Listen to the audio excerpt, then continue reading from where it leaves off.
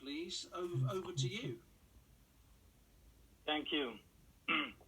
Thank you, Matthew, for chairing, and thank you, Gargana, for convening this panel.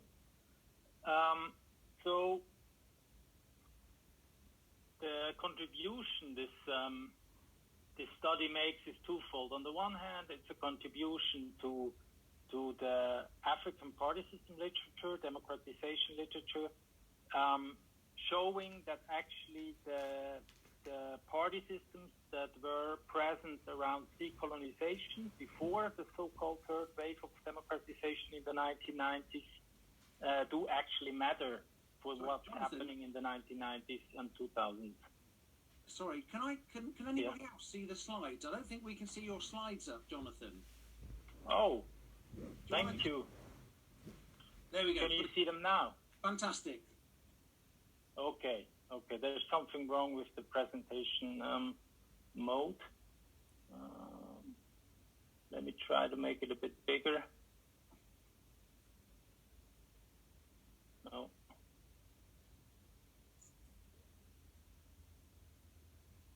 No.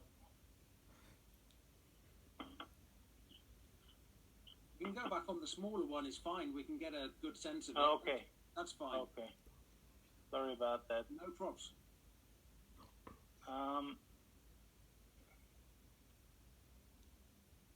Can you see it all right? Better like this, yeah? Okay. Then there is a more general contribution, and it shows that party system structures in post-colonial state formation not only can be fruitfully explained by Lipson and Rocket's cleavage approach for Western democracies, for what they initially built this approach, but the contribution is that I can show that it also works in a process of decolonization with this study on African politics, democratization, and party systems. So the study asks whether countries, particularly whether countries with elections without turnover, are weak democracies per se. And if we look at the other side of the coin, countries that actually experience turnover, which is generally considered very good sign, are basically always to be considered mature democracies, which are automatically accountable to their citizens. Because the pattern that we actually observed in the 1990s in sub-Saharan Africa were that we observed a lot of dominance by the governing party and a lot of desperation by opposition parties which had never chance to win, even in actually relatively fair surroundings, where they did not face too strong authoritarian restraint. But what we also observed is that when actually incumbency change happened through elections, and which was applauded by many, it was not necessarily a sign for a high-quality democracy, but quite often rather a sign for a weakening governing party with decreasing resource capacity. And to illustrate one case, I look in depth in this book. Mali, which actually was considered good, illustrates this fallacy of this incumbency change paradigm quite well, because it experienced the military coup in 2012 after 20 years of multi-party democracy and incumbency change through elections.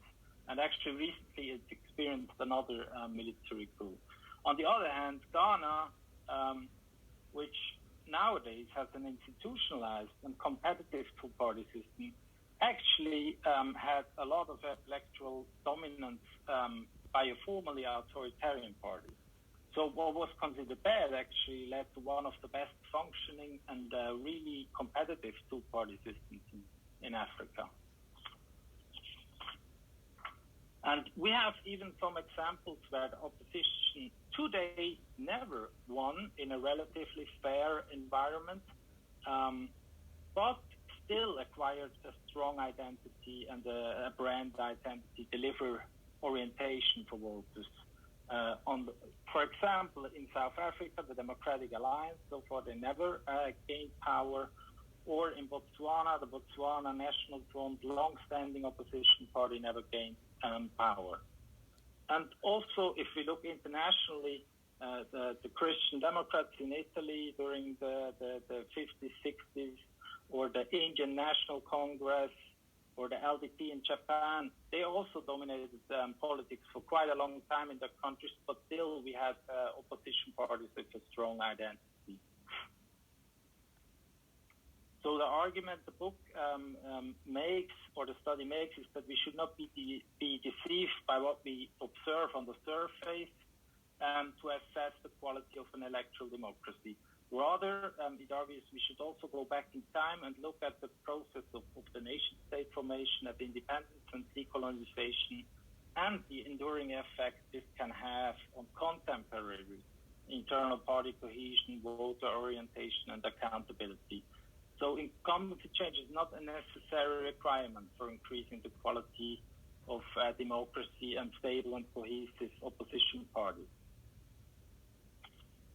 But then the question is, how can such an identity emerge in the first place? And what the book shows is that with the argument of Lipset and Rocken is that the independence processes in Africa during the 60s created actually a territorial center-periphery cleavage, in that almost every country with prospects for independence, a cleavage between urban secular nationalists on the one hand, who had something to gain from independence, and a traditional rural peripheral ruling elite who usually controlled the periphery and the regions for the colonial power. They feared to lose influence with radical independence. And this triggered usually the historical party system. Whether this survived until the 1990s and today depended then on the occurrence and length of authoritarian phases in between the 1960s and 1990s. And one example that this book look at is the party system in Ghana, where we see at independence a clear cleavage between a progressive nationalist Nkrumah with his party CPP, and Dankwa Mbuzia with a more traditional peripheral party. And we can actually trace this from 1960 over till 1992, when there was the third wave of democratization. On the other hand, in Mali, which I already mentioned, we also at the beginning had this cleavage, but represented here in the progressives Modibo Keïta and Konaté and the traditionalist Sissoko. But the authoritarian phase during the 1960s and 1990s was so long and disruptive that even if they tried to tie back to this identity in the 1992, it didn't manage. It rather created a volatile party system.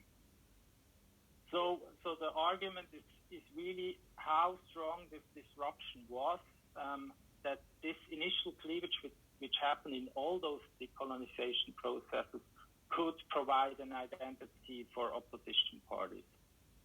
And the critical junctures are actually the one at 1960 at independence that created this or triggered this formation. But then how long the authoritarian regime phases were that they could really suppress it, or like in Ghana where we saw reappearing democratic phases. So in Ghana, you had always this reappearance and tying back to the initial cleavage, versus in Mali, this was much too short. So basically, the conclusion of the study is that if legacies of cleavages manage to survive until the third wave, they can make political parties more coherent and stable organizations, even if they don't manage to win elections. So they can really provide orientation to voters. And the implication is that this history actually matters and we should look at it, and also that it means that we should look at, we can make use of the Lipset and Rocken approach also for countries that experienced decolonization in recent times, and not only for Western democracies. Thank you very much.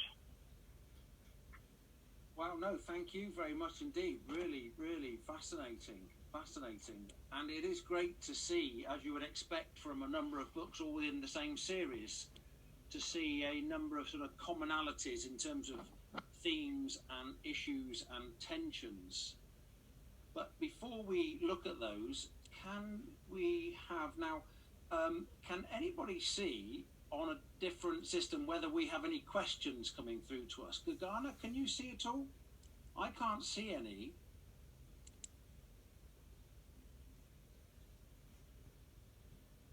No, I'm getting a shake of the finger from Gagana, so I imagine that we'll just keep on. So maybe we could just start then, and maybe members of the panel will have questions for each other. But I've got a question for Thomas to start. I wonder if Thomas saw any links with Jonathan's final presentation about state formation, and particularly the role of critical junctures and time. Thank you for the question. Absolutely, I saw a lot of connection. First of all, it is really interesting that independency and what happens just at the time at the independency has long-term effects. What we studied in our book was the institutional effects about political regimes. But I think that Jonathan has shown that also the structure of actors has long-term effects on what happens, how the independence, how the state formation also create cleavage that stays along when the state has become independent, and how it affects in the long term what happens in the country. So I think that is a really interesting connection that is really how should I say, a contribution to our study also. Absolutely. And Gebor, did you see any links across to your work on the East European countries? And one question I had for you is, if you look at that early slide from Freedom House, what is interesting is that all of those East European